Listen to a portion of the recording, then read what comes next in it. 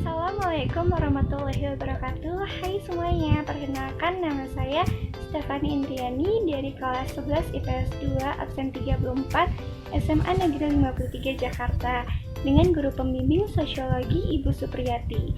Pada kesempatan kali ini saya akan membahas materi sosiologi tentang kesenjangan sosial. Oke, yang pertama saya akan membahas tentang pengertian kesenjangan sosial.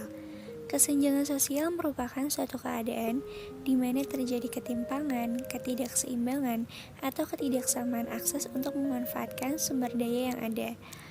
Hal ini biasanya disebabkan oleh adanya suatu perbedaan yang sangat mencolok dari berbagai aspek yang ada di dalam masyarakat. Misalnya, dalam aspek keadilan pun bisa terjadi antara yang kaya dan yang miskin. Banyak orang kaya yang memandang rendah kepada golongan bawah karena adanya ketidakpedulian terhadap sesamanya. Ada juga perbedaan yang mencolok antara anak yang tidak bisa mendapatkan akses untuk bersekolah dengan anak yang mendapatkan akses untuk bersekolah.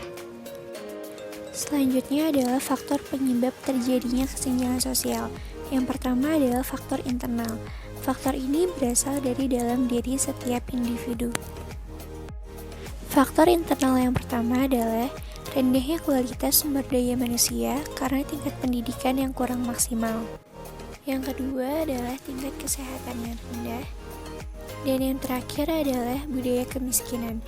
Budaya kemiskinan adalah sikap putus asa, pasrah, apatis, dan tidak yakin dengan masa depannya. Sikap tersebut karena masyarakat tidak berdaya secara ekonomi dan kekuasaan.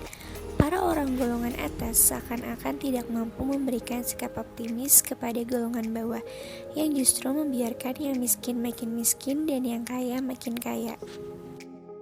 Nah, faktor yang kedua adalah faktor eksternal. Faktor ini berasal dari luar kontrol dan kemampuan setiap individu. Contoh dari faktor eksternal adalah birokrasi atau kebijakan pemerintah yang membatasi akses seseorang.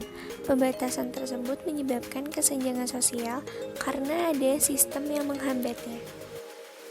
Selanjutnya, dari faktor tersebut akan menimbulkan dampak, yaitu pertama, melemahnya wirausaha. Kesenjangan sosial menjadi penghancur minat ia memulai usaha, penghancur keinginan untuk terus mempertahankan usaha, bahkan penghancur semangat untuk mengembangkan usahanya menjadi lebih maju. Hal ini dikarenakan seorang wirausaha selalu dianggap remeh. Dampak yang kedua adalah kriminalitas atau kejahatan yang terjadi sebagai bentuk tingkah laku yang merugikan individu lain dalam masyarakat. Karena kondisi sosial ekonomi yang kurang, banyak rakyat miskin yang terpaksa menghalalkan segala cara untuk bisa memenuhi kebutuhan hidupnya. Seperti mencopet, menodong, dan tindakan kriminal yang lainnya. Dampak yang ketiga adalah terjadinya monopoli.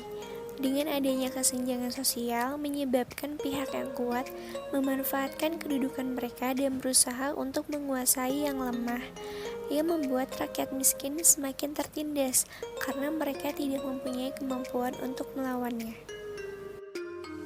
Contohnya, maraknya pembangunan mal di kota-kota besar yang perlahan-lahan akan mematikan omset pedagang di pasar tradisional.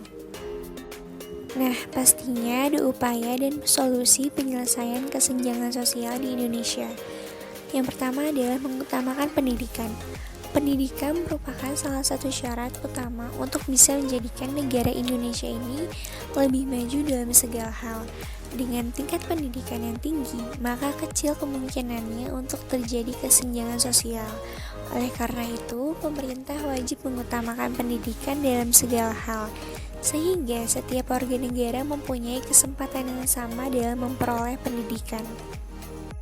Upaya dan solusi yang kedua adalah menciptakan lapangan kerja. Dalam hal ini, pemerintah berusaha untuk menciptakan lapangan kerja yang luas bagi rakyat, agar mampu menyerap banyak tenaga kerja sehingga mengurangi pengangguran dan untuk mengurangi kemiskinan.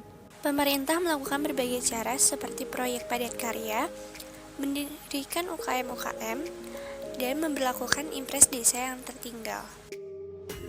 Upaya dan solusi yang terakhir adalah meminimalkan dan memberantas korupsi dalam upaya meningkatkan kesejahteraan masyarakat. Pemerintah telah membentuk suatu lembaga yang bertugas untuk memberantas KKN di Indonesia. Namun di beberapa kasus soal korupsi, KPK dinilai masih tebang pilih dalam menindak masalah korupsi. Pemerintah harus selalu berbenah diri karena dengan meminimaliskan KKN yang terjadi akan mampu meningkatkan kesejahteraan masyarakat dengan dana yang ada. Dan masyarakat juga harus menanamkan sikap anti korupsi. Dan yang terakhir, pesannya adalah dengan banyaknya permasalahan yang terjadi akibat dari kesenjangan sosial, maka peran pemerintah sangat diharapkan dan dibutuhkan untuk dapat memberantas kesenjangan sosial ini. Saya harap pemerintah lebih bisa menegakkan hukum yang berlaku, pandangan tentang kinerja pemerintah harus terus ditingkatkan lagi, dan benar-benar memperhatikan kondisi kesenjangan di lingkungan kehidupan bermasyarakat, berbangsa, dan bernegara. Dan partisipasi masyarakat juga diperlukan supaya keadilan dan kesejahteraan ini bisa terwujud. Hal itu merupakan tanggung jawab kita bersama yang harus dimulai dari diri kita sendiri untuk bisa peduli dengan sesama. Sekian pembahasan dari saya, semoga dapat bermanfaat bagi kalian semua. Kurang lebihnya saya mohon maaf jika ada salah kata. Akhir kata, saya ucapkan terima kasih atas perhatiannya, dan wassalamualaikum warahmatullahi wabarakatuh.